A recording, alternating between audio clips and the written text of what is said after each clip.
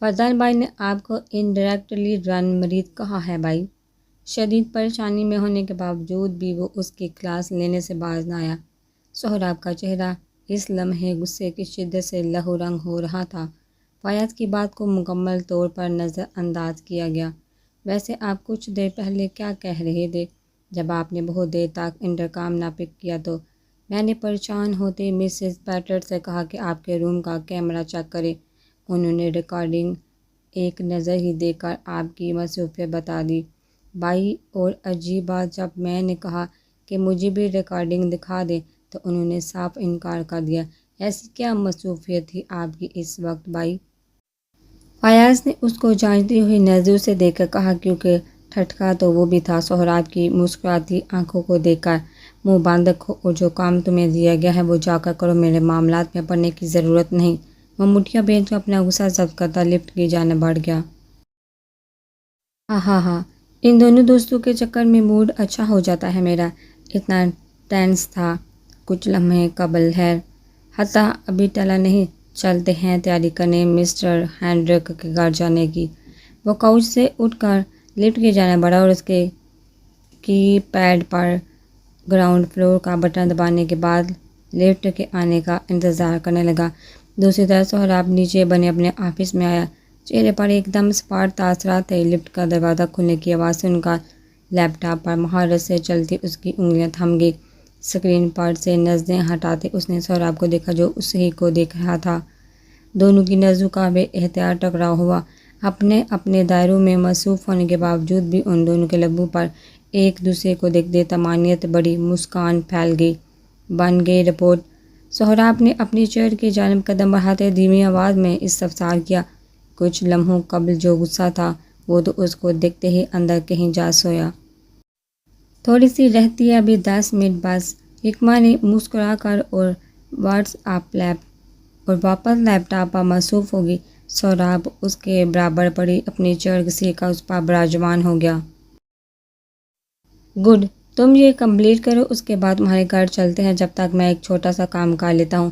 سہراب نے ایک نظر حکمہ کے پرنور چہرے کو دیکھا اور سامنے رکھا اپنا لیپ ٹاپ کھول کر اس پر جھک گیا۔ اس کی بات سن کر حکمہ مزید لگن سے کام کرنے لگی، کیونکہ جتنی جلدی وہ کام کرتی اتنی ہی جلدی اپنے گھر جا سکتی تھی۔ اپنے دونوں آفس رومز کے تمام کیمراز اندرونی جانب سے وہ تمام ڈیوائسز سے ڈی ایکٹیویٹ کرنے کی نیت رکھتا تھا۔ فی الحال جو 5 منٹ میں ہی ہو گیا، جس کے بعد وہ چیئر کھسکاتا مصروف سی حکمہ کی جانب متوجہ ہوا۔ کیا ہوا؟ نہیں بن رہی؟ سہراب نے اس کے چہرے پر اپنی سبز رنگ چمکتی آنکھیں ٹکائے مدھم آواز میں استفسار کیا۔ بن گئی، بس یہ ایک لاسٹ ایونٹ۔ حکمہ نے کی بورڈ پر انٹر کی پریس کری اور یہ ہو گیا، یہ لیں آپ چیک کریں، پھر چلتے ہیں۔ بغیر سہراب کی نظروں پر غور کیے وہ لیپ ٹاپ اس کی طرف کرتی اپنی چیئر پیچھے دھکیل کر کھڑی ہوئی اور ٹیبل پر پڑے اپنے بیگ کو اٹھا کر موبائل نکالتے رشتے کا نمبر ڈائل کرنے لگی۔ سہراب نے ایک مسکراتی نظر اس پر ڈالی۔ ہر منٹ وہ اس کو محبت کرنے پر اکسایا کرتی تھی۔ دل چاہتا تھا کہ بس سب چھوڑ چھاڑ اس کو دیکھتا رہے، اس کی خوبصورتی سراہتا رہے۔ رن مریدی کا پتہ نہیں، مگر وہ اس لڑکی کا مرید ضرور ہو گیا تھا۔ اپنے ارادوں کو وقتی طور پر نظر انداز کر کے وہ بمشکل حکمہ کے مسکراتے چہرے پر سے نظریں ہٹاتا اس کی بنائی ہوئی رپورٹ پڑھنے لگا۔ وعلیکم السلام، ناراضگی کا اظہار ملنے پر کر لینا۔ ابھی میری بات سن لو، ملنے آ رہی ہوں میں، کچھ دیر بعد رات تمہارے ساتھ رہوں گی۔ حکمہ کی بات پر یقیناً وہ خوشی سے چلائی تھی، کیونکہ آواز فون کے ایئر پیس سے نکلتے بآسانی سہراب تک بھی گئی۔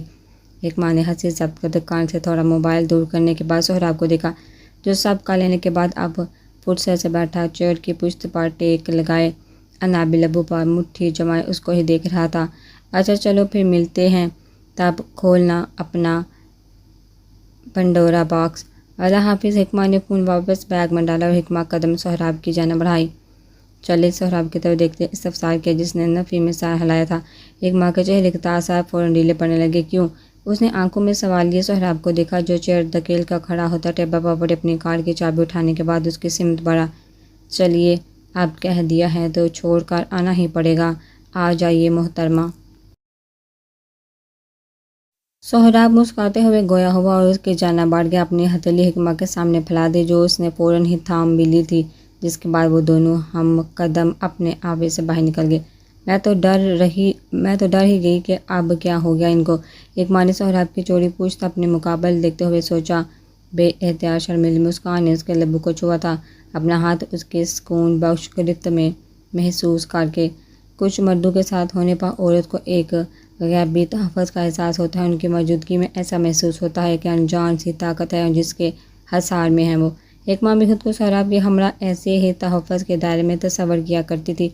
ماسکو کے 5 اسٹار ہوٹل کے روم نمبر 104 کا دروازہ ٹھیک 11 بجے کھولا گیا اور کوئی دبے پاؤں کمرے میں داخل ہوا، اپنے پیچھے نہایت احتیاط سے دروازہ بند کیا تھا۔ اندر آنے والے نے بغیر کوئی آواز پیدا کیے کمرے میں نیم تاریکی اور فردان کے وجود سے اٹھتے اس کے کالون اور آفٹر شیو کی مہک رقص کر رہی تھی، جس کو محسوس کرتے آنے والے کے لبوں کو گہری مسکراہٹ نے چھوا تھا۔ وہ اپنے پیروں میں قید ہیلز اتار کر ہاتھوں میں تھامتی کوریڈور سے ہوتی ہوئی کمرے سے آئی، جہاں کنگ سائز برپا وہ دنیا اور مافیا سے بے خبر بے ہوش پڑا تھا۔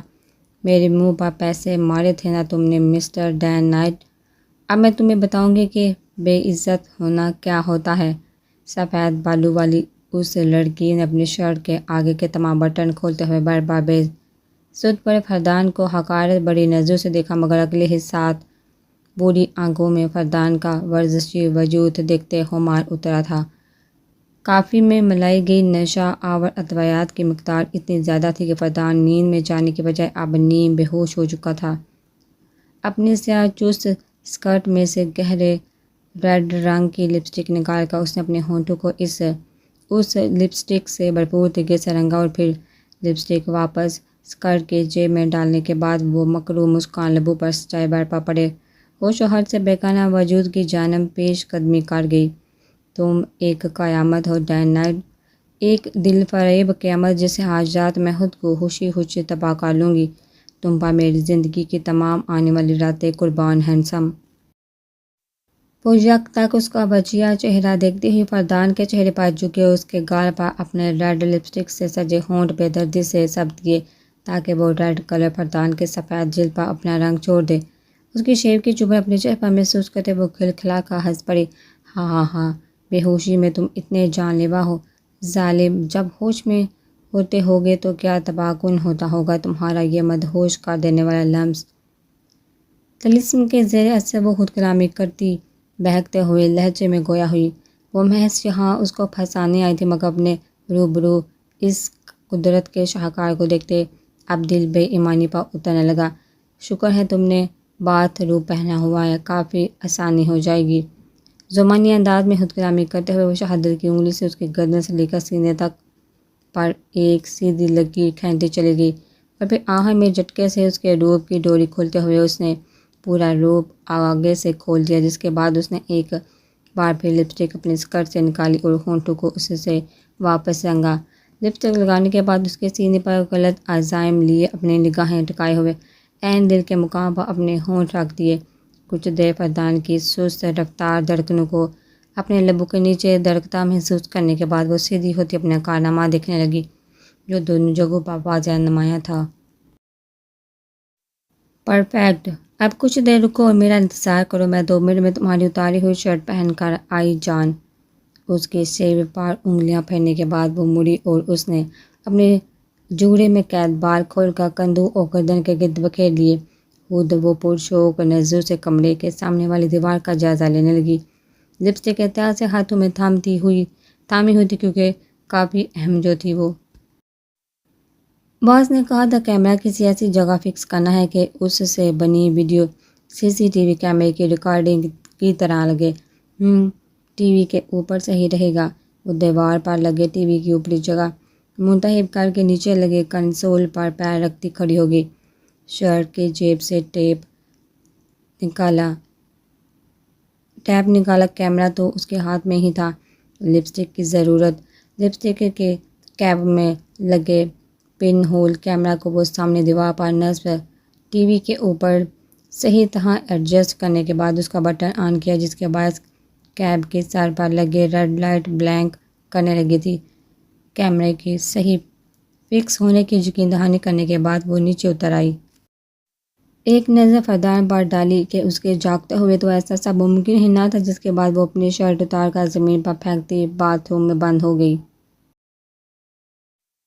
5 منٹ بعد واپس آئی تو فردان کی سیاہ ڈریس شرٹ پہنی ہوئی تھی، جس کے آگے سے بٹن کھولے تھے۔ شرٹ اس کے وجود پر بے تحاشا ڈھیلی تھی، ساتھ ہی اس نے اپنے ہاتھوں میں فردان کا کوٹ، اس کی پینٹ اور بیلٹ بھی تھامی ہوئی تھی۔ سب سے پہلے کمفرٹر کھول کر فردان پر ڈالا، پھر ہاتھ میں تھامے کوٹ کو اس نے کوچ پر آڑا ترچھا پھینک دیا۔ اس کے بعد اب وہ پینٹ فردان کی ٹانگوں کے نیچے بیڈ پر رکھ رہی تھی، بیلٹ بھی اسی ہی کے برابر رکھ دی، جس کے بعد وہ اپنی ہیل کی تلاش میں بیڈ کی دوسری جانب آئی۔ زمین پر پڑی اپنی ہیل اٹھا کر بیڈ پر ایک الگ تو دوسری الگ جگہ پر رکھ دی۔ پورا سین سیٹ کر لینے کے بعد وہ چلتی ہوئی بیڈ پر آ بیٹھی خود پر اور فردان پر کمفرٹر ڈالنے کے بعد وہ فردان کو اوپر اٹھاتی اس کا روپ اتارنے کی کوشش میں لگی۔ اوف، پتھر کے بن گئی ہو تم ڈے نائٹ۔ خون جما دینے والی سردی ہونے کے باوجود بھی وہ پور پسینہ ہو گئی فردان کو اٹھانے بٹھانے کے چکر میں، جس کے باوجود بھی وہ اس کا روپ محض حسینوں تک ہی اتار سکی۔ چلو، کچھ نہ ہونے سے کچھ ہونا بہتر ہے، باقی کور اس کو کمفرٹر سے کر دوں گی، شک بھی نہیں ہوگا کسی کو۔ وہ اس کا بازو سیدھا کرتی، سینے پر لپسٹک کے بنے نشان سے طرح نیچے تک کمفرٹر ڈال کر فردان کے بازو پر سر رکھتے لیٹ گئی۔ اپنا ہاتھ فردان کے اوپر رکھ لیا تھا اور فردان کا دوسرا بازو آگے بڑھ کر کھینچتے خود پر ڈال لیا۔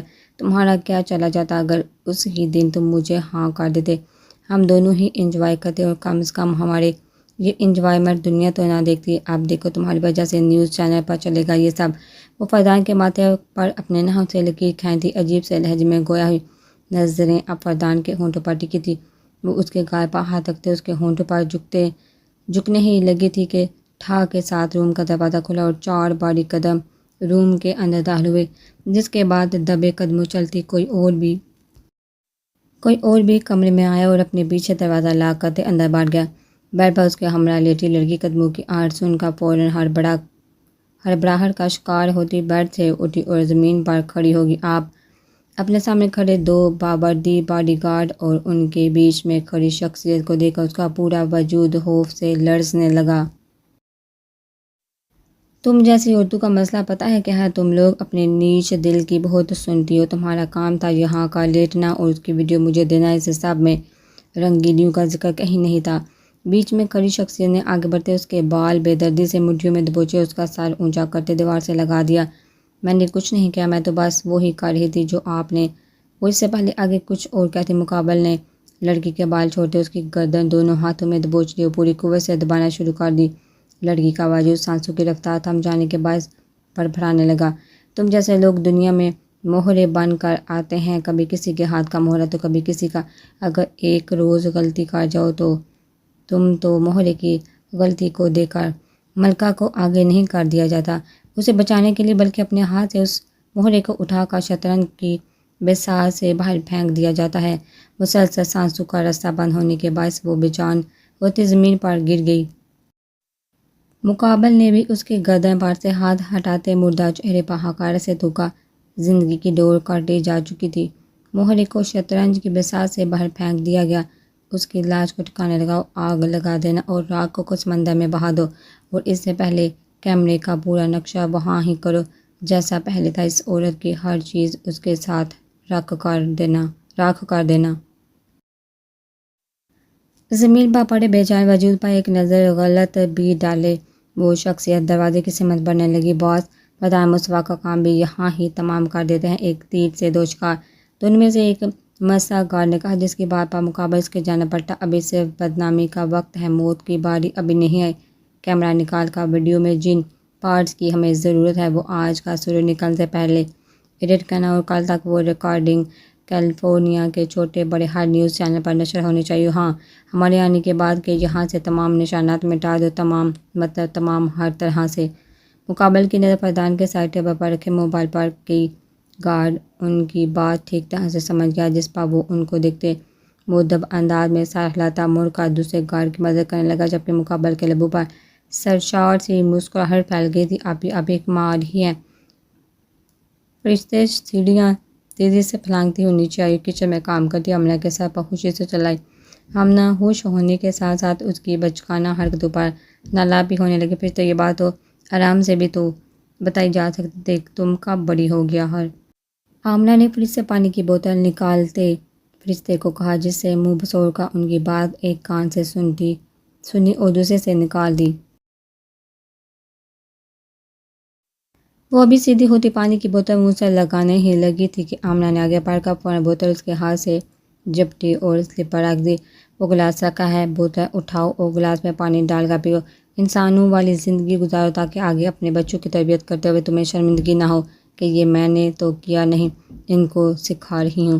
آمنہ نے فرشتے کو سمجھانا چاہا، جو پیر پٹکتی ہوئی گلاس کی طرف بڑھی۔ میں اپنے بچوں کو یہ نہیں سکھاؤں گی، آپ کے جیسی ہٹلر ماں نہیں بنوں گی میں۔ بچے بیچارے پاگل ہی ہو جائیں گے، اپنی قسمت کو کوسنے لگیں گے کہ کیسی ماں ہے ہماری۔ فرشتے نے پانی کا گلاس لبوں سے لگاتے ہوئے کہا، جس کو سن کر آمنہ نے ہونٹوں پر بے ساختہ امڑنے والی مسکراہٹ ضبط کی۔ زیادہ فضول نہیں بولو فرشتے، مجھے تو تمہارے بیچارے شوہر پر افسوس ہوتا ہے، اپنے بچوں سے پہلے اس کو تمہیں بھی پالنا ہوگا۔ ان کی بات سن کر فتح کو یاد کرتے فرشتے کی پلکیں بے اختیار لرز اٹھی۔ اس نے فوراً آمنہ پر سے نظریں پھیر لی تھی۔ آپ چپ ہو جائیے، بس بہت زیادہ بےعزتی کر رہی ہیں آپ میری ابھی۔ وہ منہ گھما کر وہ گلاس واپس ٹیبل پر رکھتی کچن سے باہر نکل گئی۔ سنو، ادھر آؤ، میری ہیلپ کراؤ، رات کا کھانا جلدی سے بناتے ہیں۔ ان کی بات سن کر وہ منہ بناتی واپس کچن کی طرف بڑھ گئی، ورنہ سوچا تھا مزے سے بیٹھ کر کوئی کارٹون مووی دیکھے پریشے کے ساتھ، مگر اب کام کروانا پڑے گا۔ ابھی بیل بج رہی ہے، میں دیکھ۔ دروازے کی بجتی بیل سے ان کا اس نے وہ سب چھوڑ چھاڑ آگے کچن سے باہر نکلنے کے لیے پر توڑنے ہی لگی تھی کہ آمنہ نے اس کے سامنے پیزے کی ڈو رکھ دی۔ یہ گوندو میں دیکھ لوں گی، ہارون ہوں گے، میں واپس آؤں تو گوندا ہوا ہونا چاہیے۔ وہ سردی سے اس کا تنبیہ کرنے کے بعد کچن سے باہر نکل گئی۔ میری رخصتی ہو تو جان چھوٹے، میری ابھی کے مظالم سے مجھے معصوم پر اتنے ظلم کرتی ہے، خدا کا خوف بھی نہیں آتا کہ یتیم کو دکھ دیتی ہے۔ وہ مصنوعی آنسو آنکھوں کے نیچے سے صاف کرتی اپنی گردن ایپرن باندھنے لگی۔ ارے شمس، تم کیسے ہو بیٹا، اور یہ ناک کیا ہوا اس کو؟ آمنہ کے وار پر فرشتے کے معدے سے جاتے ہاتھ وہیں تھم گئے۔ ابھی 10 گھنٹے پہلے تو اس کی ناک تھوڑی تھی، اب یہ پھر آ گیا۔ کیا انسان ہے یہ ڈیٹھ کہیں کا۔ فرشتے نے دانت پیس کر سوچا، اپنی تمام سماعتوں کو کچن کے باہر سے آتی آوازوں پر مرکوز کر دیا۔ آمنہ آپی کیا بتاؤں، ایسے وحشی لوگ ہو گئے ہیں جہاں اپنے وائٹ کالر کا اتنا زوم ہے ان کو۔ پیسے کی ایسی طاقت دکھاتے ہوئے غلطی سامنے والے کی تھی، بلا بچہ مکہ مار دیا، مجھے ہسپتال گیا تو وہاں ہارون بھائی مل گئے۔ ناک کا ایکس رے کروایا تو پتہ چلا ہڈی ہل گئی ہے، بائی ہی نے فریکچر کروایا ہے پھر میرا۔ شمس کی درد بھری آواز میں کہی کی بات سن کر آٹا گوندے فرشتے کو تو پتنگے ہی لگ گئے۔ ہڈی صرف ہلی تھی، اتنی زور کا نہیں مارا، یعنی اگلی بار اس کا منہ تڑواؤں گے۔ خود ہوگا وحشی، ہوتا کون ہے میرے ڈے نائٹ کو وحشی بولنے والا؟ ہمت جب ہوتی نہیں تو پنگے لینے کیوں آ جاتے ہیں، بزدل کہیں کا۔ فرشتے نے زور زور سے معدے میں مکے مارتے ہوئے خود کلامی کی، جیسے سامنے گویا معدہ نہیں شمس کا چہرہ ہو۔ ذرا مل کر آتی ہوں اور اس کے بکواس سنو، کیا بول رہا ہے یہ؟ فرشتے نے معدہ گوند کر سر پر رکھا اور ہاتھ دھو کر ایپرن اتارتی ڈائننگ روم میں آ گئی۔ السلام علیکم ایوری ون۔ اس نے صوفے پر بیٹھے نافوس پر طائرانہ نگاہ ڈالنے کے بعد بلند آواز میں کہا، شمس کی ناک پر لگے بلو پلاسٹر دیکھ کر اس کو انجانی سی خوشی ہوئی۔ وہ ہرگز ایسی نہ تھی، مگر جو آج صبح شمس کر رہا تھا، جن نظروں سے اس کو دیکھ رہا تھا، ان کو پہچانتے ہوئے اس کا ساتھ جو ہوا اس پر فرشتے کو رتی برابر بھی افسوس نہ ہوا۔ وعلیکم السلام، ارے میری بیسٹ فرینڈ۔ ویسے آمنہ آپی، آپ نے حکمہ فرشتے کی شادی کر دی، ہم سب کو اطلاع تک نہیں دی۔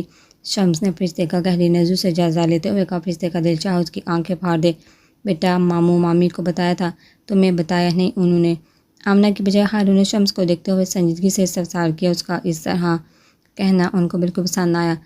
اوہ ہاں جی، میں بھول گیا تھا۔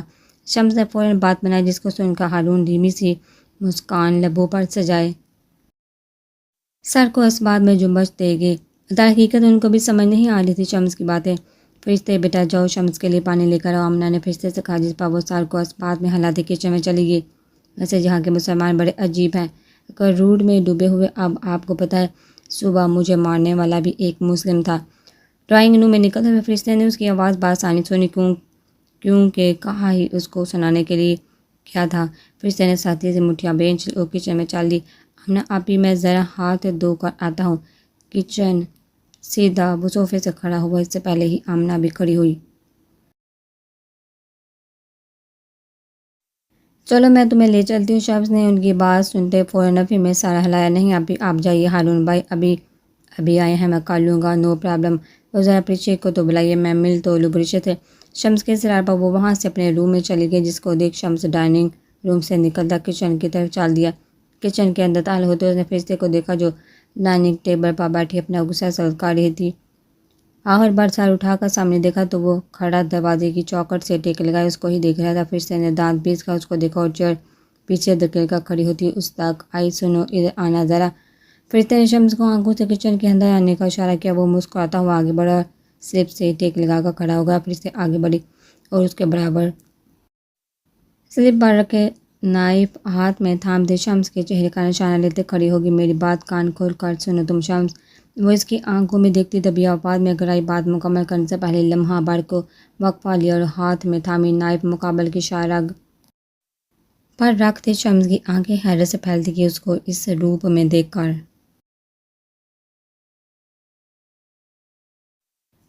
یہ جو تم نے ڈائننگ روم میں بیٹھ کر بکواس پہیلیاں بوجھ رہے تھے نا، میں نے منہ توڑ دینا ہے تمہارا۔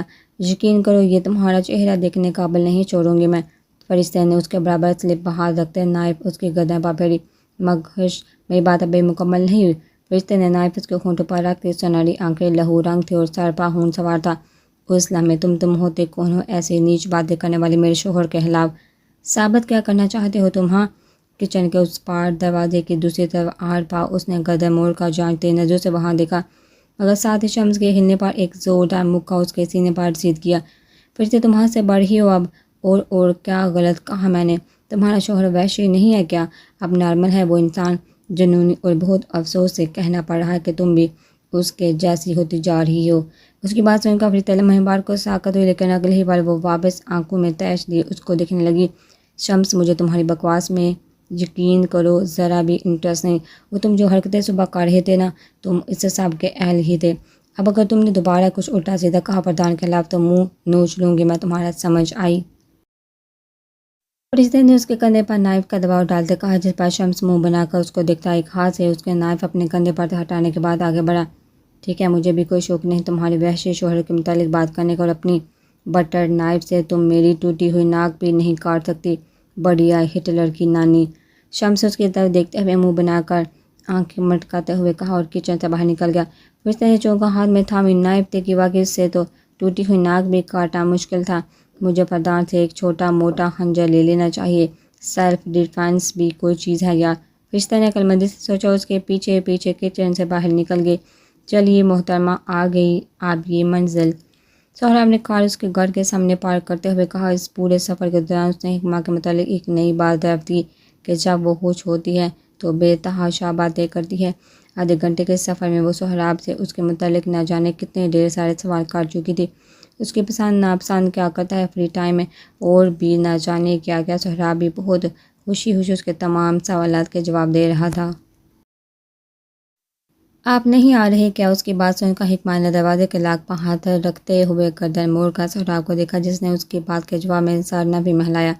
کیوں؟ حکمہ واپس اس کی طرف گھومی۔ سہراب نے آسودگی سے مسکراتے اسٹیئرنگ وہیل پر رکھا اپنا ہاتھ اٹھا کر اس کے ہاتھ تھام لیے۔ کچھ بہت ضروری کام ہے جو کرنے ہیں ابھی، کل آؤں گا شام میں تمہیں لینے، پھر مل بھی لوں گا سب سے۔ اس کے ہاتھوں کے پشت پر نرمی سے انگلیاں سہلاتے ہوئے سہراب نے کہا۔ حکمہ پھر بھی چاہتی تھی کہ وہ اندر چل کر سب سے مل لیتا، تھوڑی سی دیر کے لیے چل لیتے، سلام کر لی سب کو۔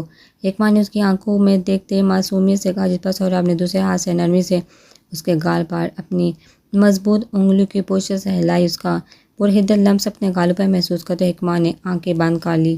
میں ضرور چلتا، مگر واپس آنا پھر مشکل ہو جائے گا، سہراب نے مدھم آواز میں کہا، جس پر بند آنکھیں کھولتی خوشی سے اس نے سہراب کو دیکھا۔ تو کیا ہوا، چلے نا، آج یہاں ہی رک جائیے ہمارے ساتھ۔ حکمہ نے پرجوش ہوتے گویا ہوئی، جس پر سہراب نفی میں سر ہلا گیا، لبوں پر جاندار مسکان ابھری تھی۔ فرشتے کے ساتھ تو نہیں پاؤ گے تم پھر، اس کے گمبھیر لہجے میں کہی گئی بات سن کر حکمہ نے فوراً اس کے ہاتھ سے اپنے دونوں ہاتھ واپس کھینچے اور کار کا لاک کھولتے باہر نکل آئے۔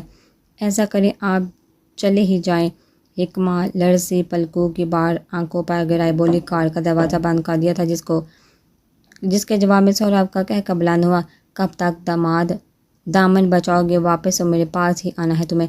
سہراب کی بات سن کر حکمہ نے سیدھے ہو کر کندھے پر اپنا بیگ درست کیا۔ اس کو تو مزہ آتا تھا بار بار حکمہ کو کنفیوز کر کے۔ اللہ حافظ، جلدی سے ایک نظر اس کے چہرے پر ڈال کر وہ آگے بڑھ گئی۔ سہراب کار میں بیٹھا اس کی پشت کو محبت بڑی نظروں سے دیکھتا رہا۔ دروازے پر دستک دینے کے بعد حکمہ نے گردن موڑ کر سہراب کو دیکھا، جو اب بھی کار میں بیٹھا حکمہ کو دیکھ رہا تھا۔ اس نے فضا میں ہاتھ ہلاتے سہراب کو الوداع کیا۔ اسی وقت دروازہ بھی کھلا تھا، جس کو دیکھ کر سہراب نے مسکراتی ہوئی کار سٹارٹ کر کے آگے بڑھا دی، جبکہ حکمہ اب دروازہ کھلنے والے کی طرف متوجہ ہو چکی تھی۔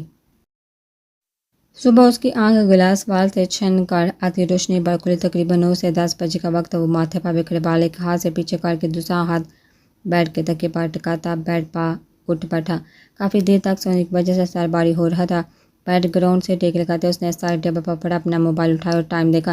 اس کے بعد موبائل واپس بیڈ سائڈ ٹیبل پر رکھتے کمرے کا جائزہ لیا۔ جس طرح سب چھوڑ کر سویا تھا سب ویسا ہی تھا، یہاں تک کہ کافی کا کپ بھی اس ہی طرح ٹرالی پر رکھا تھا جیسا اس نے چھوڑا تھا۔ بیڈ سے اٹھ کر کھڑے ہوتے اس نے گلاس وال کے اس پار بادل سے ڈھکا ماسکو کا ہلکے نیلے رنگ کا آسمان دیکھا۔ 12 بجے اس کی میٹنگ تھی اپنے اس ہی ہوٹل کے نیچے بنے کانفرنس ہال میں، اور پھر 3 بجے واپسی کی فلائٹ۔ کچھ دیر یوں ہی کھڑے رہ کر آسمان دیکھتے رہنے کے بعد وہ باتھ روم کی جانب بڑھ گیا، اس بات سے بالکل لاعلم کہ کل رات اس کمرے میں دشمنی اور انتقام کی کون سی داستان رقم کی گئی ہے۔ بھائی مجھے پہلے تو یہ بتائیے کہ اس ہینڈرک ہینڈ واش کا بیڈ روم مبارک کون سا ہے؟ سیاہ ہاڈی کے ساتھ سیاہ جینز میں ملبوس چہرے کو سیاہی ماسک سے ڈھانپے، ہاتھوں میں سیاہ دستانے اور پیروں میں سیاہ بوٹس پہنے کھڑا وہ سایہ نما شخص کوئی اور نہیں فیاض ہی تھا۔ کانوں میں لگی بلوٹوتھ ڈیوائس پر انگلی رکھتے وہ دوسری طرف موجود سہراب سے بولا، جو اپنی پینٹ ہاؤس میں بنے کمپیوٹر روم میں بیٹھا ہینڈرک کے ہوم سسٹم کو کریک کرنے کی کوشش میں لگا ہوا تھا۔ سہراب نے اس تشویشناک صورتحال میں بھی فیاض کا مزاحیہ انداز سن کر اس کو سختی سے جھٹکا۔ کی بورڈ پر مہارت سے چلتی تیز رفتار انگلی لمحے بھر کی توقف کے بعد واپس اپنا کام کرنے لگی۔ پر دیکھیے، زندگی ہر وقت انجوائے کرنی چاہیے، کیونکہ ایک دفعہ ملتی۔ فیاض لہک مزید اور فلسفہ جاننے کا اندازہ رکھتا ہی تھا کہ سہراب نے اس کو بیچ میں ہی ٹوک دیا۔ اپنی بکواس بند رکھو، یہ بتاؤ گارڈ کو بے ہوش کیا؟ سہراب کا سوال سن کر فیاض نے پیر زمین میں مارتے غصے سے اپنے گھٹنوں پر ہاتھ مارا۔ وہ تو ڈائریکٹ گارڈ کے پچھلے حصے میں آ گیا تھا، بغیر آگے توجہ دیے۔ سہراب نے آنکھوں کے سامنے نظر آتی سکرین پر گرین کلر سے لکھے بے شمار کوڈ پر سے نظریں ہٹائی اور ایک سرد سانس ہوا کے ثبوت کی۔ اس کو اپنے اس فیصلے پر شدید افسوس ہوا کہ فیاض جیسے لاپرواہ شخص کو اس نے سیکرٹ فورس میں کیوں ریفر کیا۔ فیاض، اگر تم پکڑ گئے نا تو میں تمہیں اپنے ہاتھ سے پاکستان کا ٹکٹ کٹوا کر دوں گا، یہ میری بات یاد رکھنا۔ سپاٹ انداز میں اپنی بات کہہ دینے کے بعد وہ سبز آنکھیں جو سفید دیوار پر جمی تھی ان کو واپس سکرین پر مرکوز کرتے سسٹم کریک کرنے لگا۔ فیاض کے صحیح پسینے چھوٹ گئے تھے اس کی اس تمغی پر۔ وہ فوراً سوچنے لگا کہ اب گارڈ کو بے ہوش کس طرح کیا جائے۔ یس۔ وہ ہاتھ ہوا میں لہراتا ہوا اپنی کار کی جانب بڑھا۔ خود کی چاکلیٹ ایڈکشن پر فخر محسوس کیا تھا۔ فیاض نے اس وقت سہراب نے کی بورڈ پر کچھ ٹائپ کرتے ہوئے مصروف سے انداز میں کہا، یا الرٹ۔ فیاض کی آواز پر اپنی بوکھلاہٹ چھپاتے ہوئے سچی طور پر گویا ہوا کار کا فرنٹ ڈور کھول کر پیسنجر سیٹ پر رکھا برونی کا باکس اٹھایا، جو بالکل انٹائٹ تھا۔ مشن کامیاب ہو جانے کے فوراً بعد منہ میٹھا کرنے کے لیے ایڈوانس میں خرید لیا تھا، مگر صد افسوس نصیب کسی اور کو ہونا تھا۔ منہ بس ہوتے ہوئے اس نے ڈیش بورڈ کھول کر اندر سے سیاہ پیکر نکالا جو کٹ نما تھا۔ اس میں سے مصنوعی مونچھیں نکالی اور ساتھ میں، اگر ایک سیکرٹ ایجنٹ کی گاڑی میں یہ بھی نہ ہو تو کیا ہاک ایجنٹ ہے وہ پھر؟ فیاض نے سب سے پہلے اپنے کھلے بالوں کو ٹائٹ پن میں قید کیا اور اس کے بعد مونچھوں کے پیچھے لگی ٹیپ نکال کر عین گلابی ہونٹوں کے اوپر صحیح مقام پر چپکا دی۔ واہ یار، مونچھ تو جچ رہی ہے مجھ پر۔ کار کے اندر گھستے ویو مرر میں اس نے اپنا چہرہ دیکھتے ہوئے تبصرہ کیا، کال کے اس بار سنجیدگی سے کام میں مصروف سہراب کے ماتھے پر باقاعدہ بال نمودار ہوئے۔ اس کی بات سن کر 9 منٹ۔ سہراب کی آواز جو ہی سماعتوں سے ٹکرائی وہ مرر میں نظر آتے اپنے عکس پر سے نظر ہٹاتا ایک آخری کامگار کے یعنی سیاہ چمکدار آنکھوں پر گول فریم کا چشمہ لگا کر کار سے باہر نکل آیا۔ اپنا کام مکمل کر لینے کے بعد اس نے تمام سامان کار کے اندر رکھ دے کار لاک کر دی اور برونی باکس ہاتھ میں تھامتے کار کے اگلے حصے کی طرف قدم بڑھا دیے۔ 1 منٹ ہولڈ کرو، مجھے آگے کا کیمرہ ہیک کرنے دو، ریکارڈنگ سیو کروں گا پھر تم آگے جانا۔ سوربھ کار کا تمام سیکیورٹی سسٹم کریک کر چکا تھا، بس اب کیمرہ ریکارڈ فریز کرنے کی دیر تھی۔ اس نے لب بینچے اسکرین پر نظر جمائی، ایک آخری کوڈ نمبر ڈالا اور 5 سیکنڈ کی لوڈنگ کے بعد اسکرین پر مشن سکسیسفل لکھا ہوا آیا۔ چہرے کی پوچھ سے ٹیک لگاتے اس نے لبوں پر مبہم سا مفتاحانہ مسکراہٹ پھیل گئی۔ ٹھیک 5 منٹ میں وہ گھر کے تمام کیمراز فریز کر چکا تھا۔ ٹیبل پر پڑے سگریٹ کا پیکٹ اٹھا کر اس نے سگریٹ لبوں میں دباتے ہوئے لائٹر سے سلگا لی۔ ڈن۔ سوربھ کا کنفرمیشن میسج موصول ہونے پر وہ اپنے سر پر ہڈی پہنتا دیوار کی اور سے نکل کر آگے بڑھ گیا۔ ہیلو دوستو، یار کیسے ہو تم لوگ؟ یہ لو منہ میٹھا کرو۔ فیاض نے ایک دم اپنی آواز بلند بدل لی۔ سننے والا یقین ہی نہیں کر سکتا تھا کہ یہ وہی بھاری پرکشش آواز والا لڑکا ہے جو اب عجیب پتلی سی نسوانی آواز میں بول رہا تھا۔ کیبن میں بیٹھے گارڈ نے گردن موڑ کر چونکتے ہوئے سامنے کھڑے لڑکی کو دیکھا۔ سیدھے ہاتھ کی انگلی سے چشمہ ناک پر ٹکا تھا، کوئی بونگا لگا تھا ان کو۔ کون ہو تم چوزے؟ تینوں میں سے ایک گارڈ نے کہا۔ فیاض نے بمشکل خطبہ ضبط کرتے بہتا آنے والے تیش کو روکا۔ جلتی پتیل کا کام کان میں لگے ڈیوائس سے آتے سوربھ کے کہہ کی آواز نے کیا۔ الو کے بٹے، تجھے ابھی بتاتا ہوں میں۔ خود نے توند نکال لی ہے تو اچھے ہاتھ سے سیکس پیک والے لڑکی کو تو چوزا بولے گا؟ فیاض نے اردو میں اس کو گھونٹتے ہوئے دبی آواز میں کہا جس کو وہ گارڈ کہتے تو نہ سمجھ سکے۔ بھائی یہ برونی کھاؤ نا، میرے گھر آج ٹوین بیبیز پیدا ہوئے ہیں، لو منہ میٹھا کرو۔ فیاض نے فوراً برونی کا ڈبہ کھولتے ہوئے کہا۔ تینوں گارڈ نے چلائی ہوئی نظروں سے فریشلی بیکڈ برونی کو دیکھا۔ خون جما دینے والی سردی میں تو یہ کسی نعمت سے کم نہ تھی۔ انہوں نے آگے بڑھتے برونیز کا باکس تھاما اور تینوں ہی صدیوں سے بھوکے رہنے والے افراد کی طرح ان پر ٹوٹ پڑے۔ فیاض لبوں کا کنارہ دانتوں میں بینتے کھڑا ان کو دیکھنے لگا جو بھرپور انتخاب کر رہے تھے اس کے برونیز کے ساتھ۔ ٹھیک 5 منٹ بعد انہوں نے تمام برونی چٹ کر کے خالی ڈبہ کیبن کے کاؤنٹر پر رکھ دیا، جس کو دیکھ کر فیاض آگے بڑھا۔ کیبن کی طرف ان کو ایسا تاثر دیا کہ وہ ڈبہ اٹھا کر واپس وہاں سے نکل جائے گا، مگر در حقیقت وہ ان تینوں میں سے اب تک نظر آتے سب سے زیادہ چاق و چبند گارڈ کی جانب بڑھا تھا۔ وہاں پہنچ کر اس نے ہاتھ بڑھتے کسی ماہر شکاری کی طرح کیبن کی کھلی کھڑکی سے گارڈ کی گردن دبوچی۔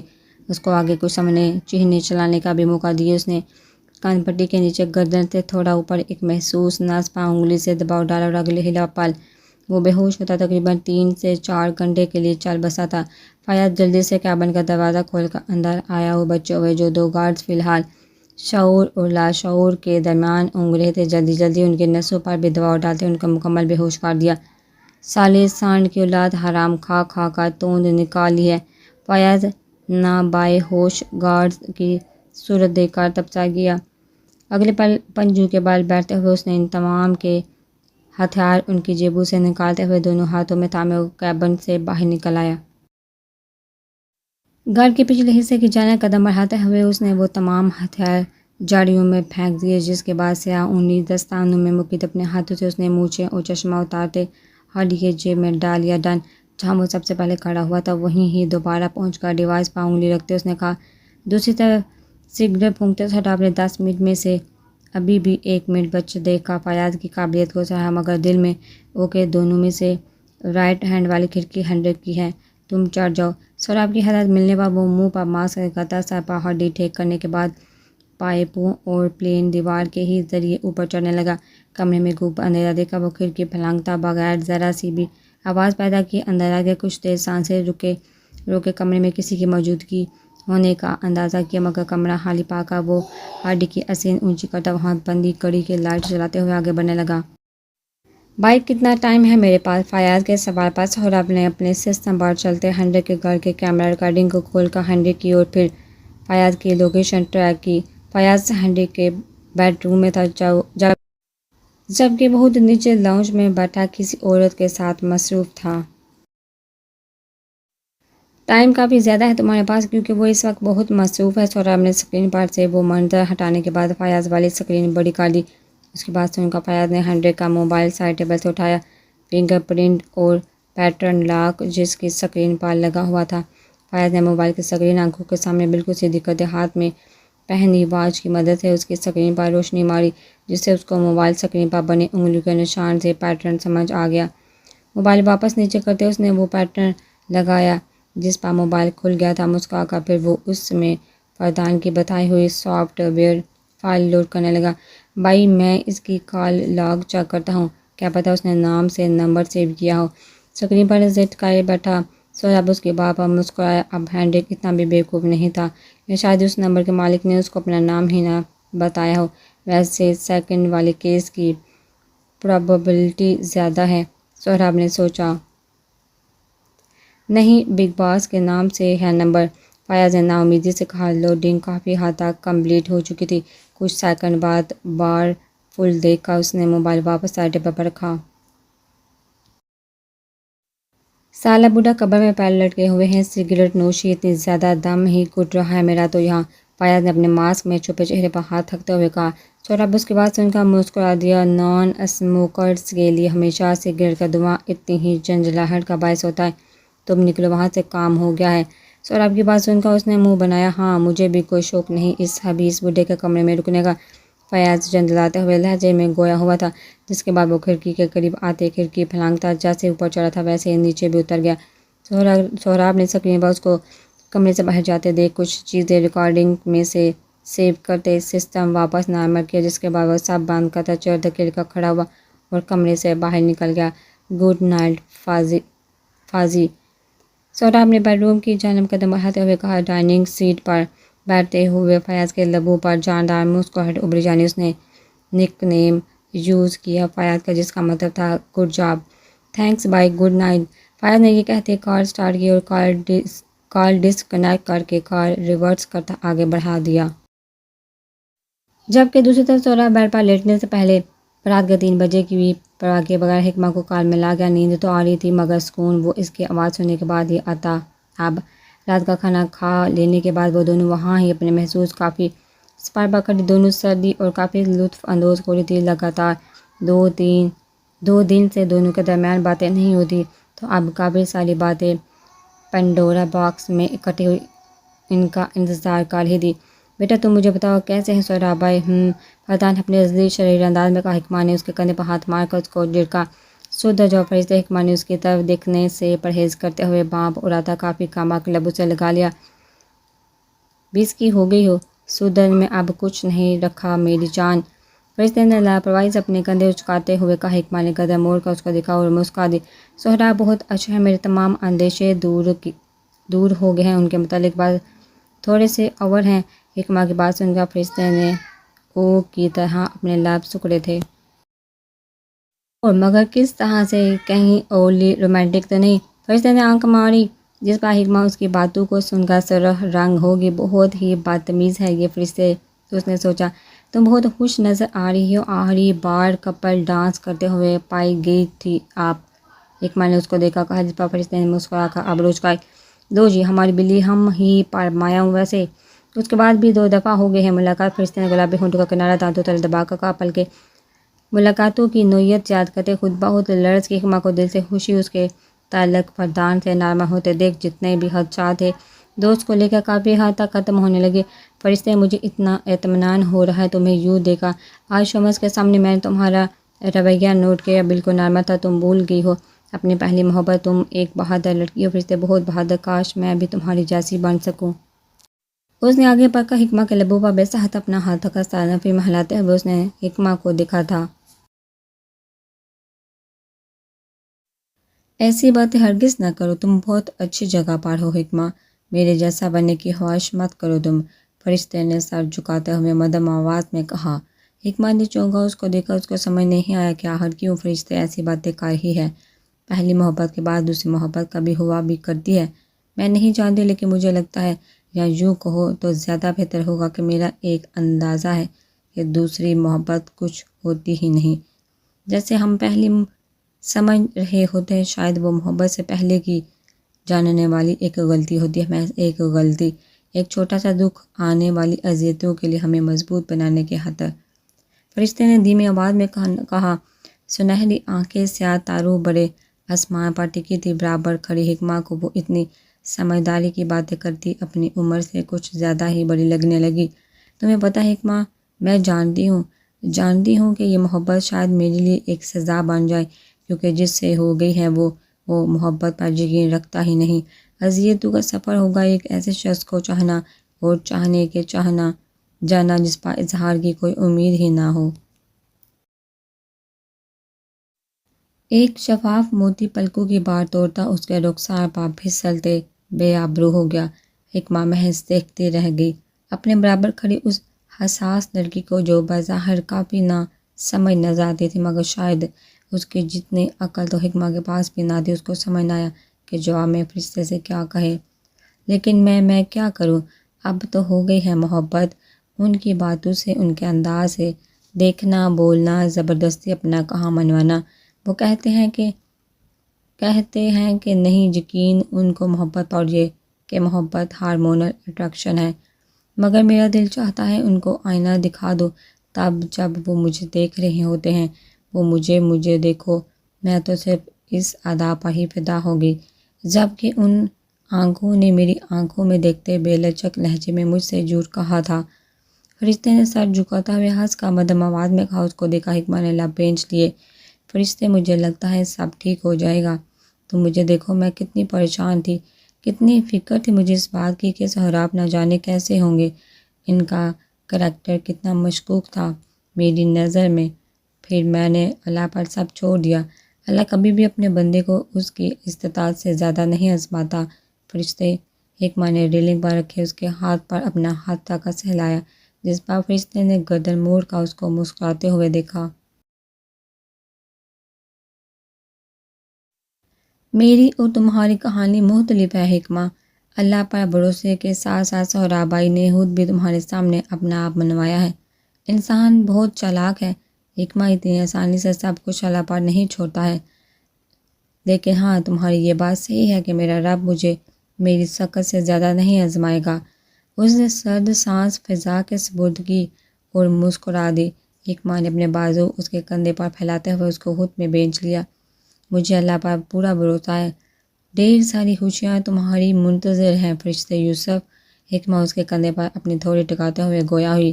فرشتے فردان، چلو اب باقی باتیں اندر چل کر کرتے ہیں۔ فرشتے نے شریر انداز میں آنکھ مار کر اس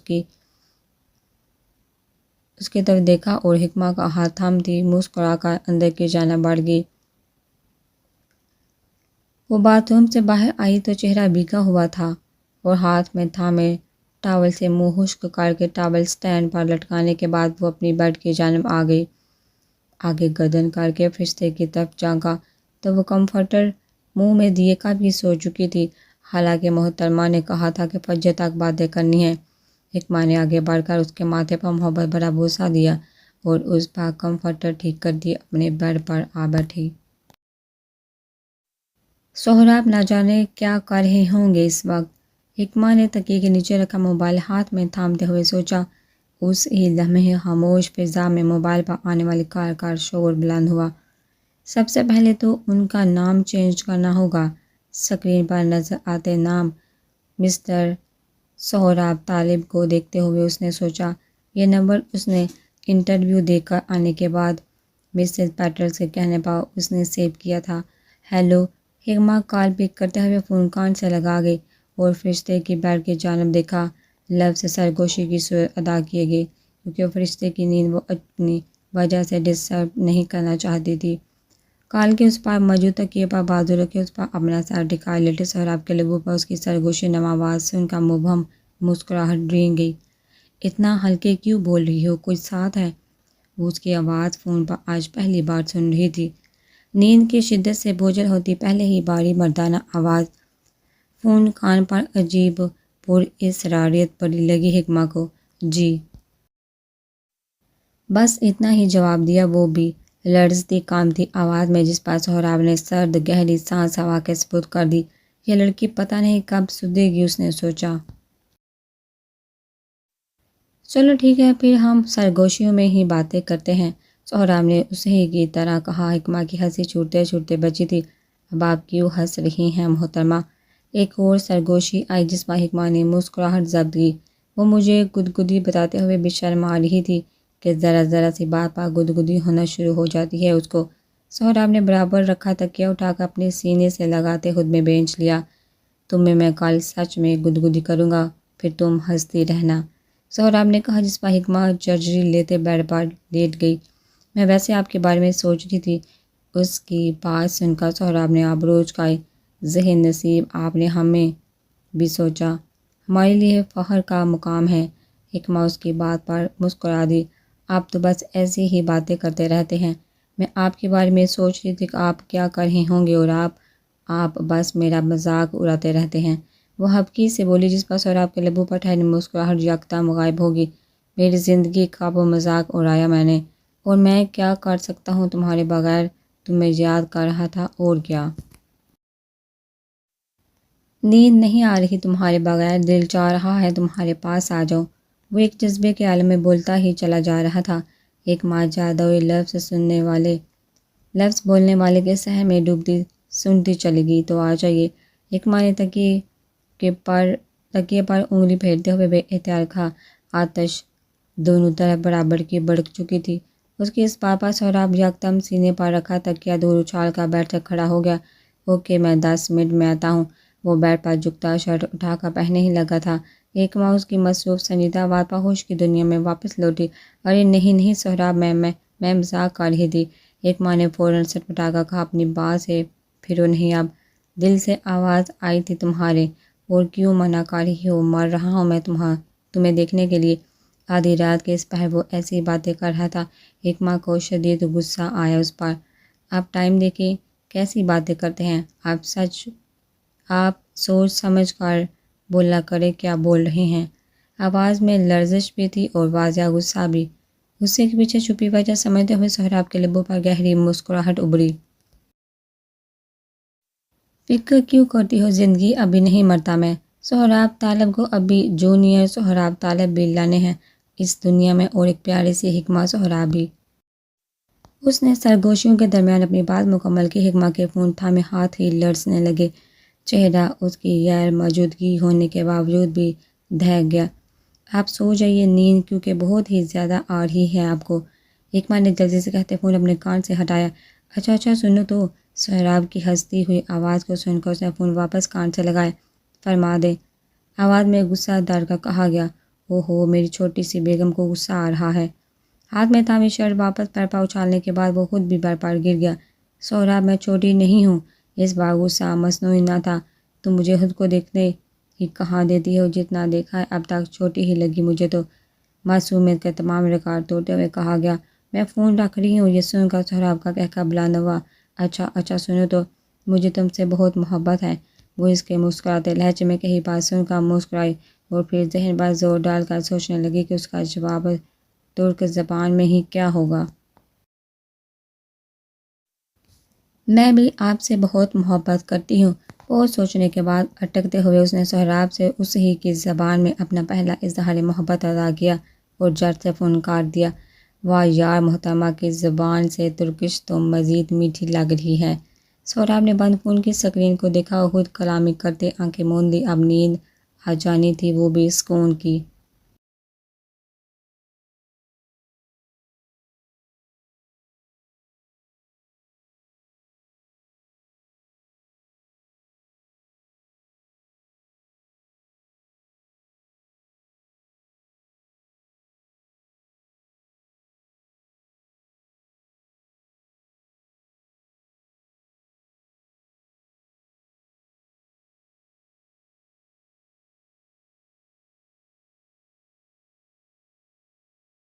زپ لاک بیگ میں سامان ڈالنے کے بعد اس نے بیگ اچھے سے سیل کیا اور واش روم سے باہر نکل آیا، جس کے بعد ہاتھوں میں پہنے سیاہ دستانے اس نے اتار کر بلو جینز کی جیب میں ڈالے۔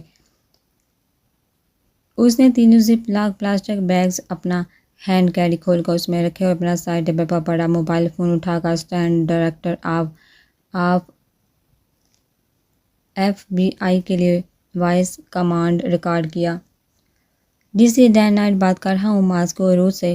کچھ منٹ بعد ایک خبر پورے اسٹیٹ میں نشر کی جائے گی میرے متعلق، جو کہ ایک بے بنیادی افواہ ہے۔ نام میرا بزنس میں استعمال کیے جانے والا بدنام کریں گے۔ ابھی سے یہ سب اس لیے بتا رہا ہوں تاکہ آپ سب کے علم میں یہ بات ہو کہ میں پوری طرح سے معلومات رکھتا ہوں اس پورے معاملے کے بارے میں۔ شکریہ۔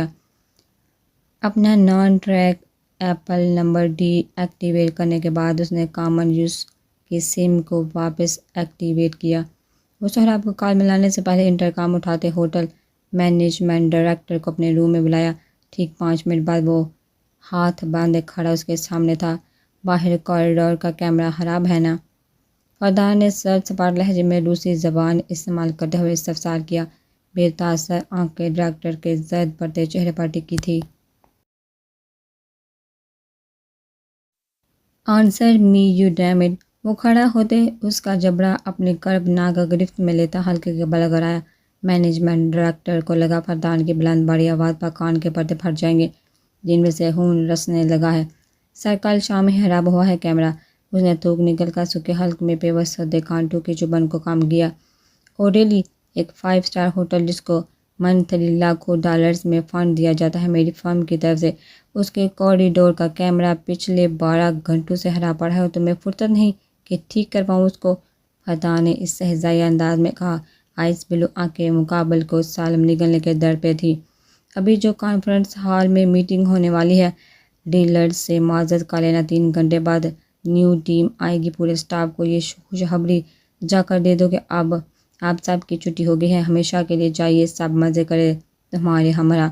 اپنی بات کہنے کے بعد اس نے نظریں پسینہ پسینہ ہوتے مینجمنٹ ڈائریکٹر سے ہٹائی۔ موبائل ہاتھ میں تھامتے بیر پر نیم دراز ہو گیا۔ سر پلیز ایک لاسٹ چانس، وہ لرزتی آواز میں اس کے سامنے گر گرایا جس پر فردان کے جبڑے تن گئے تھے۔ نگاہوں میں بے اختیار طے اترا۔ وہ یکدم اپنی جگہ سے کھڑا ہوا، ڈائریکٹر کا چہرہ ایک ہاتھ کی جان لیوا گرفت میں لیتے وہ اپنی سرد نیلی آنکھیں ہراساں آنکھوں میں گاڑتے ہوئے کہنا شروع ہو گیا۔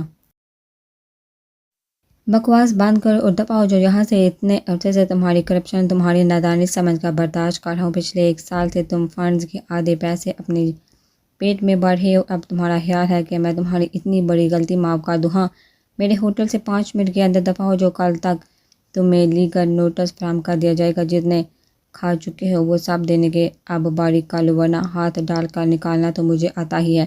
ایک جھٹکے سے اس کا چہرہ اپنی گرفت سے آزاد کے مقابل کو لگا کہ جبڑا موجودہ جگہ سے ہل گیا ہے۔ درد بے انتہا تھا اور منہ پر ہاتھ رکھے نظریں جھکاتا کمرے سے باہر نکل گیا۔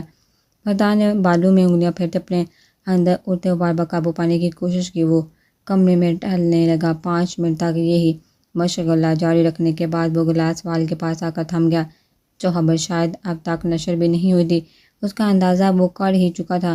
اس کو خود پر غصہ آیا، کس طرح وہ بیوقوف بن گیا اس سب میں۔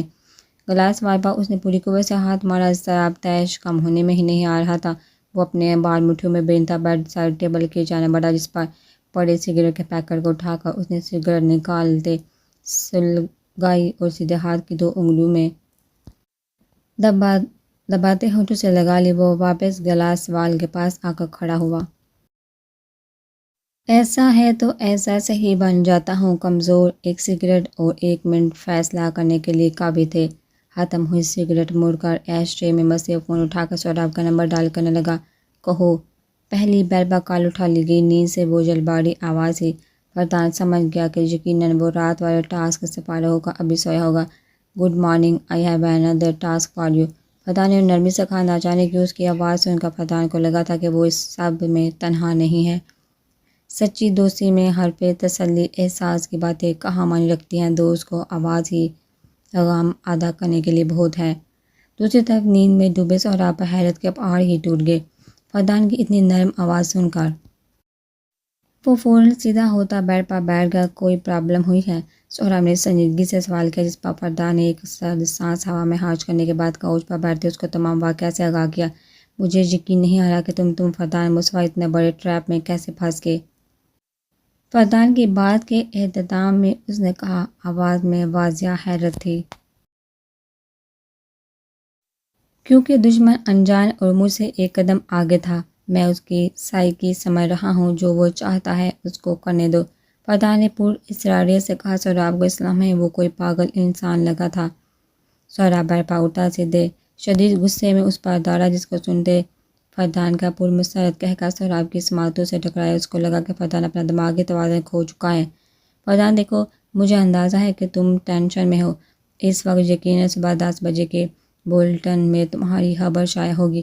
ابھی 7 بجے ہیں، مجھے صرف آدھا گھنٹہ لگے گا تمہاری نیوز ہر طرف سے غائب کرنے میں۔ تم پریشان نہ ہو، لیٹ می ہینڈل دس۔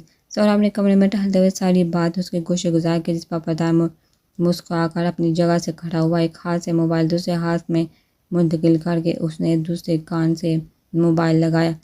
جہاں تک مجھے اندازہ ہے، دشمن میرا اصل نام استعمال کرے گا اس کھیل میں۔ میں چاہتا ہوں کہ تم بس اتنا کنفرم کرو کہ میرا اندازہ صحیح ہے یا غلط، اور اگر اندازہ غلط ہوا تو تم نیوز مٹا دینا۔ ہر طرف سے ڈی سی ڈائنر کا نام خراب نہیں ہونا چاہیے۔ فردان نے مدھم آواز میں کہا، جس کو سن کر سہراب لمحے بعد کو اپنی جگہ پر تھام گیا۔ اچھا فردان، مصطفیٰ کا نام بھلے خراب ہو جائے۔ کون سا کھیل کھیل رہے ہو تم؟ تمہیں اندازہ بھی ہے کہ سب لوگ کتنا ہرٹ ہوں گے یہ نیوز دیکھ کر؟ اور کیا تم خود بھی دیکھ پاؤ گے تمہارے ساتھ جو ہوا؟ تمہیں اندازہ تک تو ہے نہیں کہ ہوا کیا ہے تمہارے ساتھ؟ کیوں خود کو تکلیف دینا چاہ رہے ہو تم فردان؟ سہراب کی آواز خود بہت اونچی ہوگی۔ سامنے ہوتا تو 2 ہاتھ لگا کر اس کو سمجھاتا، لیکن مسئلہ ہی یہ تھا کہ وہ سامنے تو تھا نہیں۔ تکلیف برداشت کر لوں گا میں۔ دشمن کو سمجھ لینے دو کہ وہ جیت گیا اس کھیل میں۔ اس کی جیت اور میری ہار ہی صحیح، لیکن اس بار میں سب کو پہچان لوں گا کہ جن کو اپنا تصور کرتا ہوں وہ میرے اپنے ہیں بھی یا نہیں۔ اس کی بات سن کر سہراب نے اپنے لب بیچ لیے۔ خود سے جڑے رشتوں کو تکلیف دے کر خود بھی تکلیف میں مبتلا ہونا شاید محبوب مشغلہ تھا فردان مصطفیٰ کا۔ کہ اپنوں کی آنکھوں میں بیچینی دے کر زندہ رہ پاؤ گے تم؟ سہراب نے تحمل سے سوال کیا، جس پر فردان شکستہ سا مسکرایا۔ وہ اپنے ہی کیا جن کی آنکھوں میں بیچینی در آئے؟ میں خونی رشتوں کی بے وفائی بہت چھوٹی سی عمر میں دیکھ چکا ہوں۔ یہ بیچینی میرا کچھ نہیں بگاڑ سکتے سہراب طالب۔ ہاں، بس پہچان ہو جائے گی کہ کون اپنا ہے کون غیر۔ اس نے بے تاثر آواز میں کہا، یہ سب کرنے کا مقصد خود سے جڑے ایک بہت پرانے رشتے اور ایک بہت نئے رشتے کو آزمانا تھا۔ دیکھنا تھا کہ جن پر بھروسہ کر رہا ہے کیا وہ اعتبار کرتے ہیں اس پر۔ کچھ توقع کے بعد وہ دھیمی آواز میں ایک بار پھر گویا ہوا، کیونکہ دوسری طرف مکمل خاموشی تھی۔ سہراب، میری بات سنو۔ آزمائش تو تمہاری بھی ہے میرے دوست۔ مجھے یقین ہے اس بات کا کہ تم میرا کہا نہیں مانو گے، نہیں چلنے دو گے یہ خبر۔ اس لیے میں تم سے وعدہ کرتا ہوں، اگر کیلیفورنیا کی ہر اسٹیٹ کے نیوز چینل پر خبر چلتی نہ دکھی مجھے، تو تمہارے اور میرے راستے پھر الگ ہیں۔ اور تم جانتے ہو جو میں کہتا ہوں وہ میں لازمی کرتا ہوں۔ Good luck. اپنی بات کہہ کر اس نے کال کاٹ دی۔ ذرا آگے ہو کر موبائل بیٹ پر اچھالا اور خود آرام سے کوچ پر نیم دراز ہو گیا۔ تین بہت اپنوں کو ایک ساتھ آزمایا تھا۔ دل مضطرب تو تھا، مگر اب دیکھنا یہ تھا کہ یہ اضطراب وقتی ہے یا تعمر کا۔